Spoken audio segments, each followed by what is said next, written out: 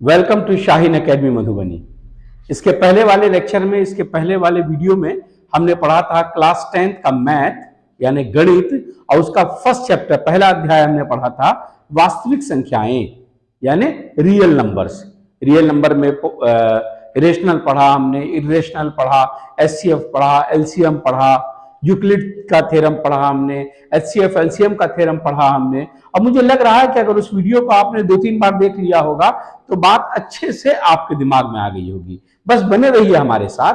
Video अच्छे लग रहे हैं लाइक भी कीजिए और शेयर भी कीजिए। जो आपके अपने लोग हैं, जो आपके जान पहचान के लोग हैं, जो इसको पढ़कर उनका भी कुछ भला हो सकता है, तो उन तक इस वीडियो को जरूर पहुंचाइए। आज हम पढ़ने के लिए जा रहे हैं चैप्टर 2 क्लास 10th का पॉलिनोमियल। बहुपद कहते हैं, पद समझेंगे। पद मीन्स टर्म, पद मीन्स टर्म। बहु, बहु यानी more than one, more than one, एक से अधिक, उसे कहेंगे बहु। जैसे देखिए, आप किसी डॉक्टर की क्लिनिक में जाते हैं, कहां कोई सिंगल डॉक्टर बैठते हैं, जहां कोई सिंगल डॉक्टर बैठते हैं तो वहां लिखा रहता है doctor Ashutosh Verma's clinic, simple. Doctor Mujibur Rahman clinic, simple. लेकिन कोई ऐसा दवाखाना, कोई ऐसा हॉस्पिटल, कोई ऐसा नर्सिंग होम जहां एक से ज्यादा डॉक्टर्स बैठते हैं, टाइम टू टाइम एक से ज्यादा डॉक्टर बैठते हैं, तो उस पर लिखा रहता है पॉलीक्लिनिक। इस तरह से लिखा रहता है। तो ये जो पॉली है, इसका मतलब ही है मोर देन वन। क्या मतलब हो गया? More than one. तो यही बहुपद हमको पढ़ना है। अब जब हम बहुपद पढ़ेंगे तो पहले हमको दो चीजों को समझ लेना होगा, एक तो चर और एक अचर। चर जो बदलता है, अचर जो नहीं बदलता, इसे कहते हैं इंग्लिश में वेरिएबल, और इसे कहते हैं कांस्टेंट। अब क्या बदलता है और क्या नहीं बदलता है? जैसे यह कहा जाए कि मुझे 5 आम दो, 5, 5, तो यह हमेशा 5 रहेगा, या 5 का मतलब कभी 4 भी होगा? कभी होगा क्या? नहीं। 5 शुड बी ऑलवेज 5, 5 का मतलब हमेशा 5। इसीलिए इसे कहते हैं अचर, कांस्टेंट। लेकिन जब आप बहुपद पढ़ते हैं या आप समीकरण को हल करते हैं तो वहां पर कुछ इंग्लिश के लेटर्स आते हैं, A B C P T. ज्यादातर तो एक्स और वाई का प्रयोग किया जाता है, जेड का भी प्रयोग किया जाता है। तो ये जो इंग्लिश के लेटर्स हैं, इनको ही कहा जाता है वेरिएबल यानी कि चर। क्यों कहा जाता है वेरिएबल? देखिए, किसी क्वेश्चन को जब आप सॉल्व करेंगे तो उसमें एक्स की वैल्यू आएगी 5, किसी में एक्स की वैल्यू आएगी 3/4, किसी में एक्स की वैल्यू आएगी -100, यानी बदलती रहती है। इसीलिए उसे कहते हैं चर, वेरिएबल। और जो नहीं बदलता उसे कहते हैं अचर यानी कांस्टेंट। दिमाग में रखिएगा। अब जब पॉलिनोमियल आप पढ़िएगा तो सबसे पहले तो एक पद ये समझ लीजिए, ये पॉलिनोमियल नहीं होता, it is not a polynomial, ये पॉलिनोमियल नहीं है। फॉर एग्जाम्पल 34y, 34y, इसमें 34 क्या है? अचर है, और ये y क्या है? चर है। y चर है, वेरिएबल है, और 34 क्या है? अचर है। लेकिन ये 34y ये एक ही टर्म है, एक ही पद है, इसीलिए इसे पॉलिनोमियल कभी नहीं कहा जाएगा। इस बात को दिमाग में बिठा लिया जाए। अब पॉलिनोमियल क्या है? पॉलिनोमियल द्विपदीय भी है। द्वि, दो, द्वि यानी दो। जैसे 5x - 3, दो टर्म है, एक टर्म ये और एक टर्म ये। फॉर एग्जाम्पल एक और देख लीजिए, 4t² - 6, ये भी देखिए एक टर्म है और ये भी एक टर्म है। तो इसे द्विपद कहते हैं, यानी इसमें दो पद हैं। उसके बाद बारी आती है त्रिपदीय। त्रिभुज, त्रिभुज से समझिए, त्रिभुज में कितनी भुजाएं? 3 भुजाएं। ट्रायंगल, ट्रायंगल, ट्रायंगल में कितने एंगल? 3 एंगल। तो जहां पर 3 टर्म्स हो जाएं, 3 पद हो जाएं, 5x² माइनस 4x प्लस 6। देखिए 1 टर्म, 2 टर्म और ये 3 टर्म हो गया ना। First term, second term, third term, 3 term आ गए तो क्या कहेंगे, त्रिपदीय। और इसी तरह चतुर्पदीय भी होता है, पंचपदीय भी होता है। कहने का मतलब कि जब एक पद से अधिक हो गया, एक पद से अधिक हो गया तो वो हो जाएगा पॉलिनोमियल, बहुपद हो जाएगा, उसमें पद अधिक हो गए। तो ये तो आपने पहले समझा कि पॉलिनोमियल किसे कहते हैं। ऐसे मैथमेटिकल स्टेटमेंट्स जिसके अंदर 1 टर्म से ज्यादा हो, मोर देन 1 टर्म हो, एक पद से अधिक हो, उसे बहुपद कहते हैं, पॉलिनोमियल कहते हैं। अब पॉलिनोमियल में हमको जो मोस्टली पढ़ना रहता है वो रहता है द्विघात बहुपद। द्वि यानी 2, घात यानी पावर। ऐसा स्टेटमेंट जिसके अंदर में किसी एक चर में 2 का पावर लगा हो। एग्जाम्पल देख लीजिए, x² माइनस 4। इसमें देखिए 2 पद हैं तो बहुपद भी हो गया, और x के साथ पावर क्या लगा है, घात क्या लगा हुआ है, 2, तो इसे द्विघात बहुपद कहते हैं। और भी देख लीजिए, 5p² माइनस 6p प्लस 3। इसमें भी देखिए एक पद, दूसरा पद, तीसरा पद, तो बहुपद तो हो गया। और जो एक पद ऐसा है जिसके चर में 2 घात लगा है, क्या लगा है, 2 घात, तो जब 2 घात लगा है तो ये क्या हो गया, द्विघात बहुपद। इसे अच्छी तरह से समझिएगा क्योंकि इस पूरे चैप्टर में हमको मेनली यही पढ़ना रहता है कि ऐसा बहुपद जिसके किसी एक चर में 2 घात लगा हो। एक और एग्जांपल देख लीजिए, 4m² माइनस 3m माइनस 1। देखिए ये भी 2 घात लगा हुआ है, और इसके अंदर भी जो है 3 पद हैं, 1 2 3। तो ऐसे ही समीकरणों को, समीकरण तो इसे नहीं कहेंगे, समीकरण किसे कहते हैं, जब इसके आगे में इक्वल टू 0 लग जाए। ध्यान रखिएगा, मैं बोलते बोलते बोल रहा था, आप इसे कैच नहीं कर लेंगे इस तरह से, आप समझेंगे इसको। जब तक इक्वल टू के आगे 0 नहीं लगा या इक्वल टू के आगे कोई और नंबर नहीं लगा, यानी जब तक ये इक्वल टू नहीं लगा, it can't be an equation, यह समीकरण नहीं हो सकता, यह समीकरण नहीं हो सकता। जब तक ये इक्वल टू नहीं लगा तो ये क्या है, ये है द्विघात बहुपद। क्या है, द्विघात बहुपद। देखिए मैंने अभी आपको यही बात बताया कि जब तक इक्वल टू नहीं लगेगा उसे हम समीकरण नहीं कह सकते, उसे इक्वेशन नहीं कह सकते। लेकिन इस चैप्टर में मोस्टली हमको समीकरण के बारे में ही पढ़ना है, इक्वेशन के बारे में ही पढ़ना है। देखिए यहां भी 2 पावर लगा है और मोर देन 1 टर्म, एक टर्म से ज्यादा है। यहां भी 2 पावर लगा है और 3 टर्म है। यहां भी 2 पावर लगा है और 2 टर्म है। यहां भी 2 पावर लगा है और 2 टर्म है। तो ये सभी द्विघात समीकरण कहलाते हैं। कैसे समीकरण कहलाते हैं, द्विघात समीकरण कहलाते हैं। यानी इक्वल टू का भी साइन है और 2 घात लगा हुआ भी है। अच्छा, जब समीकरण है इसका मतलब है कि उसके जीरोज हैं, उसके मूल हैं। अब जीरोज क्या हैं, मूल क्या है। जीरोज का मतलब x की वह वैल्यू जिसको यहां पर रख दे तो ये 0 के बराबर हो जाए, उसी को जीरोज कहते हैं इंग्लिश में, और हिंदी में उसी को मूल कहते हैं। x का वह मान जो यहां पर रख दिया जाए x के बदले में, तो ये पूरा 0 के बराबर हो जाए, उसी को द्विघात समीकरण का मूल कहते हैं। यूजुअली 2 मूल होते हैं, 2 आंसर होते हैं। कितने आंसर होते हैं, 2 आंसर। ध्यान रखिएगा, एक को हम कहते हैं अल्फा और एक को हम कहते हैं बीटा। अभी थोड़ी देर के बाद आप अल्फा और बीटा के बारे में पढ़ेंगे।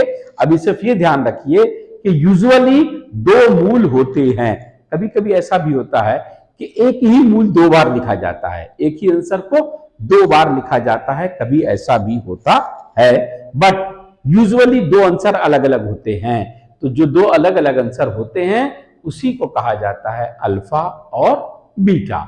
चलिए, ये 4 टाइप का सवाल यहां पर लिखा हुआ है, आपकी बुक में भी क्वेश्चंस हैं, उसी को हम सॉल्व करके आपको चारों टाइप अलग अलग बताएंगे हम आपको।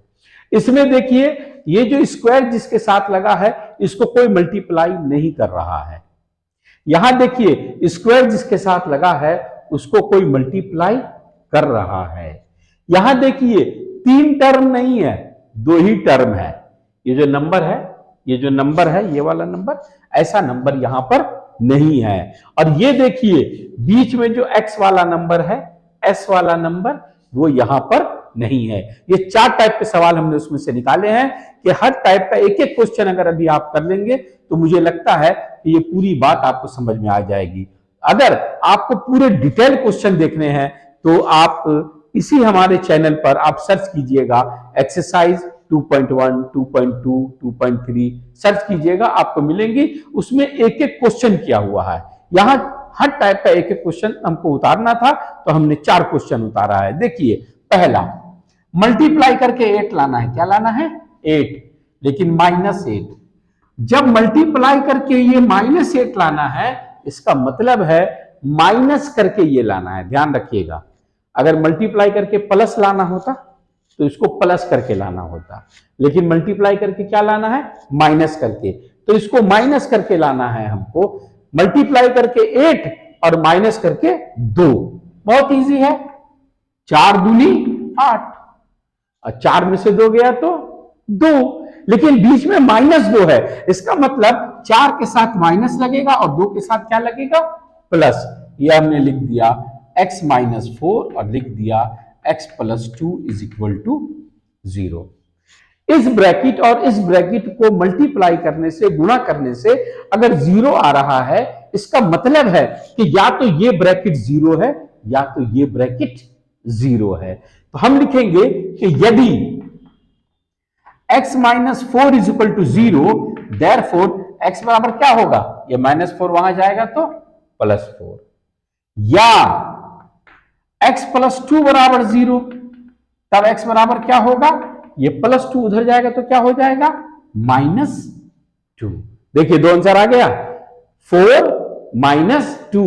एक को हम अल्फा कहेंगे और एक को बीटा कहेंगे। अल्फा इसको भी कह सकते हैं और इसको भी कह सकते हैं, बीटा इसको भी कह सकते हैं और इसको भी कह सकते हैं। ऐसा कोई नियम रूल नहीं है कि पहले वाले को अल्फा कहा जाए, बाद वाले को बीटा कहा जाए, ऐसा कोई नियम नहीं है। आंसर फाइनल कैसे लिखेंगे? 4 - 2, ये हो गया आंसर। अब इसमें देखिए मल्टीप्लाई करके क्या लाना है। यहां स्क्वायर वाले को कोई मल्टीप्लाई नहीं कर रहा था, लेकिन यहां स्क्वायर वाले को मल्टीप्लाई कर रहा है। कौन? 4। अब ये 4 इस 1 को गुणा करेगा तो 4 एकम 4, यानी गुणा करके लाना है 4 और प्लस में लाना है। इसका मतलब जोड़ के लाना है 4। गुणा करने पे भी 4 आए, जोड़कर भी 4 आए, क्या होगा बताइए जल्दी से, बोलिए क्या होगा? लिखिए कमेंट में क्या होगा, कमेंट में लिखिए। गुणा करके भी 4 और जोड़ के भी 4, क्या होगा? राइट इन कमेंट्स, लिखिए, पता तो चले आप जागे हैं कि आप सोए हैं।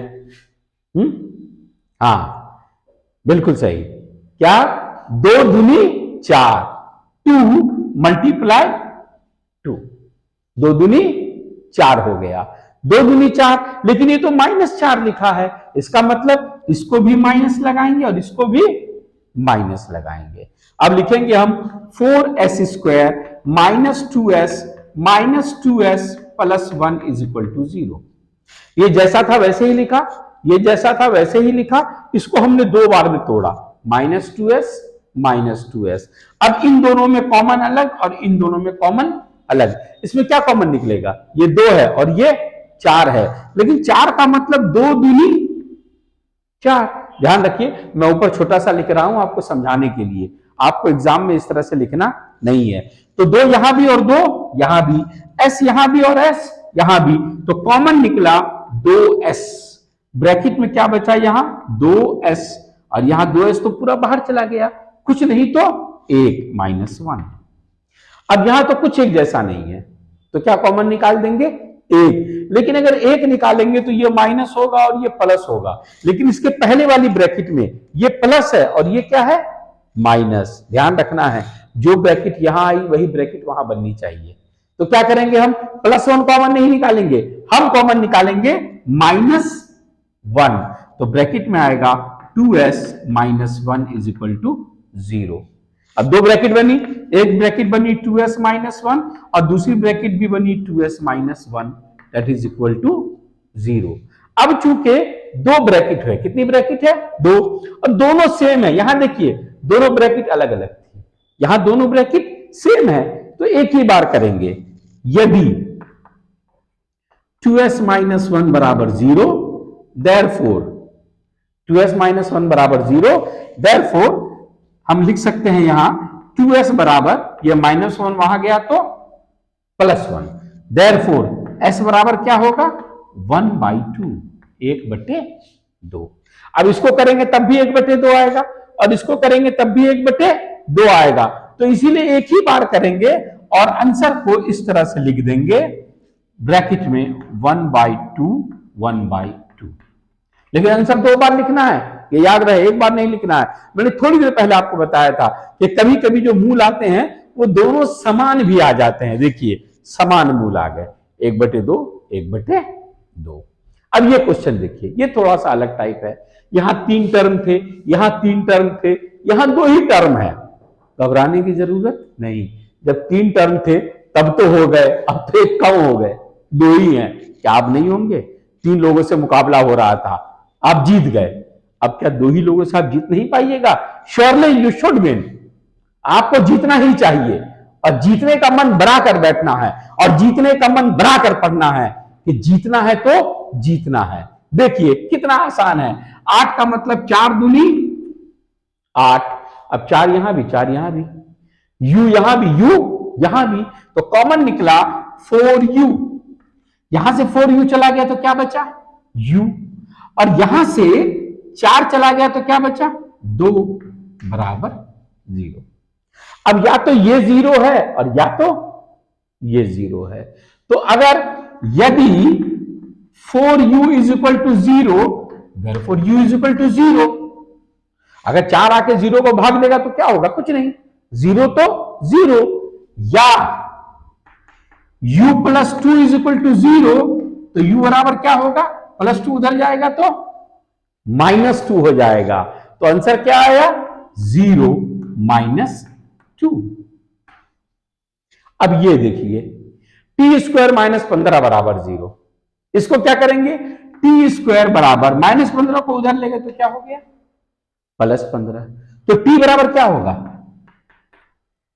जब t² का रूट निकाला आपने तो इसका भी रूट निकालेंगे, तो इसका रूट क्या होगा, ±√15, क्योंकि √15 की कोई फिक्स वैल्यू नहीं है। अगर √16 होता तो हम क्या लिखते, 4, √9 होता तो हम क्या लिखते, 3, √100 होता तो क्या लिखते, 10, लेकिन ये तो 15 है, इसकी फिक्स वैल्यू बाहर में नहीं निकाल सकते हम यहां पर।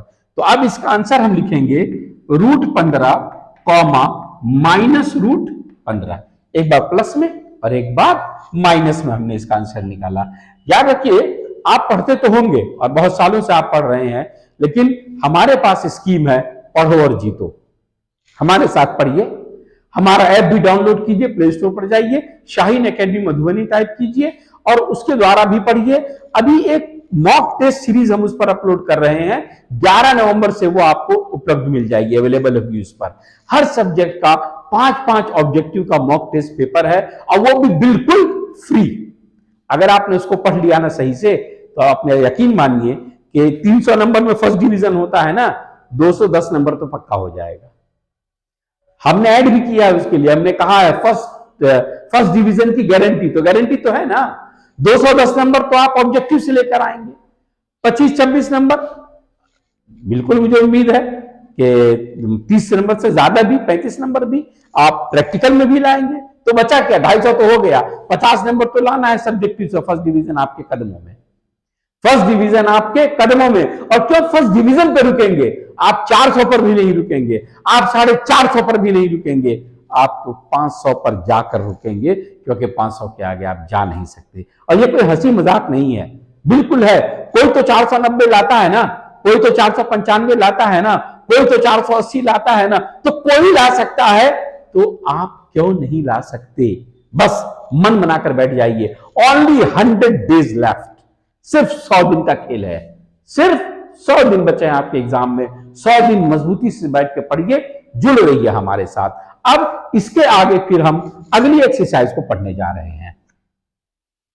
चलिए अब पढ़ते हैं अल्फा और बीटा के कुछ थ्योरम के बारे में। अल्फा और बीटा के कुछ थ्योरम के बारे में। अल्फा और बीटा क्या है ये मैंने आपको पहले बता दिया। किसी भी द्विघात समीकरण का जो दो आंसर आता है उसमें एक को अल्फा कहते हैं और एक को बीटा कहते हैं। लेकिन अब द्विघात समीकरण में क्या आएगा, एबीसी किसे कहते हैं? यहां लिखा है अल्फा प्लस बीटा बराबर minus B by A. Alpha into beta, ये गुणा है, पॉइंट का निशान है यानी क्या है, गुणा है। अल्फा इंटू बीटा बराबर सी बटे ए। तो अल्फा और बीटा यानी दोनों आंसर को अगर जोड़ दिया जाए तो वो हमेशा माइनस बी बटे ए के बराबर होता है। और अगर दोनों आंसर को गुणा कर दिया जाए, दोनों मूलों को गुणा कर दिया जाए, तो जो आंसर आता है वो ऑलवेज सी बटे ए होता है। तो ये ए क्या है, बी क्या है और सी क्या है। For example 5x square minus 4x minus 13 is equal to 0 हो गया। अब देखिए इसमें ए क्या होगा, जो स्क्वायर के साथ मल्टीप्लाई कर रहा है वो ए है, जो बगैर स्क्वायर के साथ मल्टीप्लाई कर रहा है वो बी है, और जो कांस्टेंट नंबर है उसे कहते हैं सी। जरा भी प्रॉब्लम नहीं है, एकदम इत्मीनान से देखिए आप, very easy, it's very easy. दुनिया के ढेर सारे काम ऐसे होते हैं जो इस बात पर डिपेंड करते हैं कि आप उसे कैसे ले रहे हैं, आप उसे कैसे ले रहे हैं इस पर डिपेंड करते हैं। फॉर एग्जाम्पल एक 10 किलो का बोरा है, कितने किलो का, 10 किलो, 10 किलो का बोरा है। आपसे कहा जाए उठाओ, लेकिन बहुत भारी है, बहुत भारी है। आप जब उठाइएगा वो 10 किलो का बोरा भी आपको भारी लगेगा, बहुत भारी लगेगा। लेकिन 15 किलो का बोरा है, कितने किलो का, 15 किलो का बोरा है, और उसे कोई ये कहे उठाओ यार जल्दी, क्या है ये, कुछ तो नहीं है, हल्का फल्का तो है, चलो चलो चलो चलो उठाओ, चलो जल्दी चलो, बस आप उसे ऐसे लेंगे और उठा के रख लेंगे ऊपर। आप गौर कीजिएगा, अगर आपके घर के कोई लोग कहीं काम करते हो, आपके अगल बगल में कोई काम ऐसा होता हो जहां कुछ उठाने का काम हो, कुछ लेबर्स होंगे काम करने वाले, कोई मालिक होगा वहां, कोई मैनेजर होगा, कोई सुपरवाइजर होगा, वो जब लोगों से काम कराता है तो क्या कहता है, ध्यान रखिएगा, वो यही कहता है, अरे राजू आ जल्दी, अरे उठा इसका, उठा बेटा उठा, उठा इसको उठा, अरे कुछ नहीं, चल चल चल चल। देखिए भारी है, मुश्किल काम है, लेकिन क्या कहा जा रहा है, चल चल चल, अरे जल्दी जल्दी जल्दी जल्दी। तो मैं विश्वास दिलाता हूं आपको, मैं आपको वैसे नहीं कह रहा हूं जैसे वो मैनेजर कहता है। इट्स रियली वेरी इजी, बहुत ही इजी है, जरा भी मुश्किल नहीं है। अपने दिमाग से इस बात को निकालिए, मैथ इज वेरी टफ, गणित बहुत मुश्किल है, नहीं नहीं नहीं, इट्स वेरी इजी। ठीक है, जो स्क्वायर को मल्टीप्लाई कर रहा है वो क्या है, ए, तो ए की वैल्यू हम क्या लिखेंगे यहां, 5, बी की वैल्यू क्या लिखेंगे, -4, और सी की वैल्यू क्या लिखी जाएगी, 13। तो अब मान के चलिए कि ये आपको नहीं दिया जाए, ये आपको मालूम नहीं, ऐसा मान के चलिए, और सिर्फ आपको ए बी सी की वैल्यू मालूम हो जाए, ए ये है, बी ये है, सी ये है, तो आप समीकरण कैसे बनाएंगे, वैसे ही बनाएंगे, इसके साथ स्क्वायर लगा देंगे, इसके साथ स्क्वायर नहीं लगाएंगे, और इसके साथ कुछ भी नहीं लगाएंगे, हो गया कंप्लीट। यानी ये मालूम है तो आप ये लिख सकते हैं, और ये मालूम है तो आप ये लिख सकते हैं। चलिए अब देखते हैं कि इसको सॉल्व कैसे किया जाएगा। Alpha plus beta minus B by a होता है, और alpha into beta c by a होता है। ये जो सवाल है ये आपके बुक में से ही हमने लिया है, कहीं बाहर से ये सवाल हमने नहीं उतारा है। पहले जो लिखा है वो मूल है, मूलों का योग है, क्या योग, योग यानी प्लस करने पे जो आंसर आएगा, और दूसरा क्या है, गुणनफल यानी मल्टीप्लाई करने पर जो आंसर आएगा। तो हम जानते हैं कि अल्फा प्लस बीटा बराबर होता है माइनस बी बाई ए, लेकिन माइनस बी बाई ए को क्या लिखा है इसने, 1/4। ठीक है, आगे अल्फा इंटू बीटा बराबर सी बाई ए, लेकिन सी बाई ए को क्या लिखा है इसने, -1। ठीक, अब -1 के नीचे कुछ नहीं तो हम मान लेंगे कि 1। अब मानने की क्या बात, जब बटे के नीचे कुछ नहीं होता तो क्या होता है, 1 होता है। यहां देखिए ए के सामने क्या लिखा है, 4, और यहां ए के सामने क्या लिखा है, 1। यही गड़बड़ है। इस गड़बड़ को अगर हम सही कर लें तो सारी गड़बड़ खत्म। अब 4 को 1 करना तो थोड़ा टफ है, थोड़ा कर सकते हैं लेकिन थोड़ा टफ है, तो इजी काम करेंगे ना। 1 को 4 बनाना आसान है। 1 को 4 कैसे बना सकते हैं, अब आप बोलिएगा ये 1 है, इसको ऐसे कर दीजिए, 4 हो गया। ऐसे नहीं करना है। 1 को 4 का मतलब है 1 को किससे मल्टीप्लाई करेंगे तो 4 बनाएंगे, 4 से मल्टीप्लाई करेंगे। तो अगर आप इस 1 को 4 से मल्टीप्लाई करेंगे नीचे, तो ऊपर में जो है उसको भी 4 से मल्टीप्लाई करना पड़ेगा। तो ये क्या हो जाएगा, -4। बस अगर a बराबर हो गया आपका काम फिनिश। अब बताइए a बराबर क्या हुआ, 4। b बराबर क्या हुआ, b के सामने कितना है, 1, लेकिन ये b के सामने नहीं है, -b के सामने है। इसीलिए b का मान जब लिखेंगे तो इसका चिन्ह बदल के लिखेंगे। ये +1 है, आप क्या लिखेंगे, -1, और c का मान क्या है, -4। अब इसके साथ स्क्वायर लगा दीजिए, इसके साथ स्क्वायर मत लगाइए, इसके साथ कुछ मत लगाइए, और जरूरी नहीं कि x लगाइए, y लगा दीजिए, z लगा दीजिए, p लगा दीजिए, m लगा दीजिए। देखिए मैं m लगा देता हूं, 4m² -1m, तो 1 नहीं लिखेंगे, क्या लिखेंगे, m, और -4, एक ब्रैकेट बना के लिख दीजिए, आंसर है ना, इजी। चलिए एक और ट्राई करते हैं।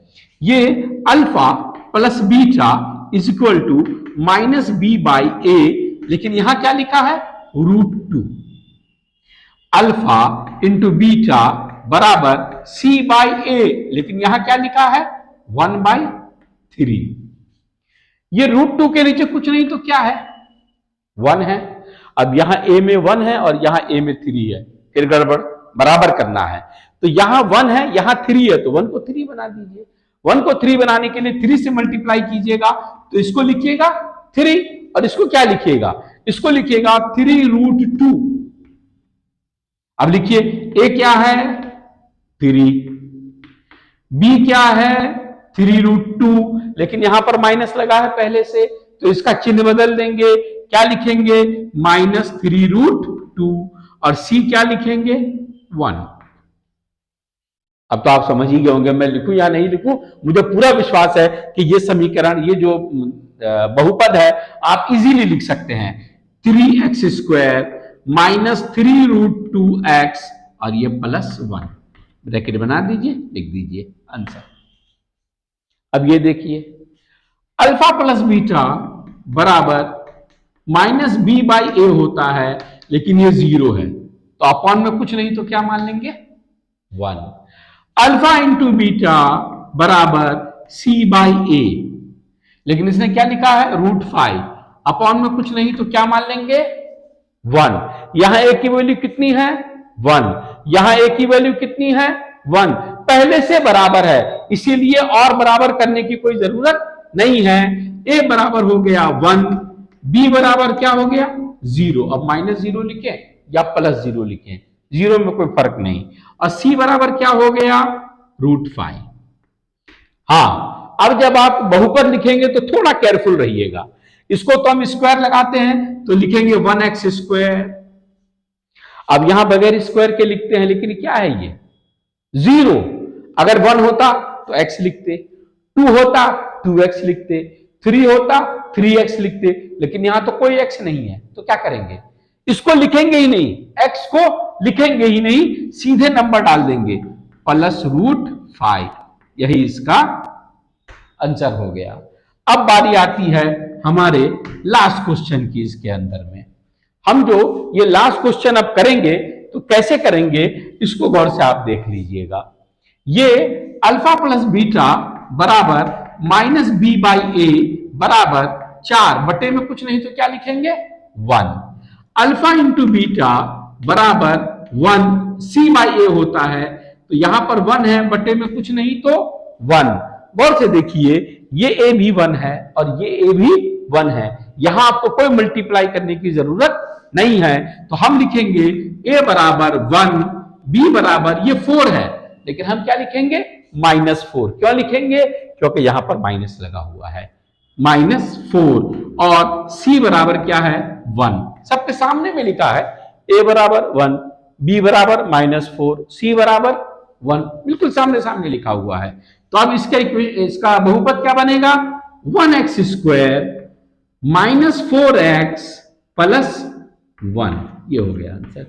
ध्यान रखिए, मोस्टली 2 नंबर का एक क्वेश्चन इन 4 सवालों के अंदर आता ही आता है, उसमें कोई रुकावट की बात नहीं है। इसलिए पूरा मन लगा करके इसको आप पढ़िएगा। इन 4 क्वेश्चंस के अंदर में एक क्वेश्चन श्योरली आएगा। कभी कभी ऑब्जेक्टिव में भी पूछ लेते हैं 1 नंबर में, और मोस्टली 2 नंबर वाले सवाल में ये क्वेश्चन पूछा जाता है। अभी ये चैप्टर फिनिश नहीं हुआ है, इसका पहला पार्ट है। इसके अंदर में 5 पॉइंट स्टडी करने होते हैं, जिसमें 3 पॉइंट की स्टडी आज हमने किया है। इसका 2 पॉइंट बाकी है, बहुपद का भाग बाकी है और बहुपद भाग का एल्गोरिथम भी बाकी है। इसको हम अगले वीडियो में पढ़ेंगे। तब तक फिर से एक बार हम आपसे कहेंगे, बार बार पढ़िए, बार बार पढ़िए, सब पढ़ें, सब बढ़ें। घर घर शिक्षा, हर घर शिक्षा, हर एक व्यक्ति शिक्षित होगा, तभी जाके हमारा समाज बदलेगा, तभी जाके हमारा ये देश जो है ये सही से उन्नति कर सकेगा। Thank you.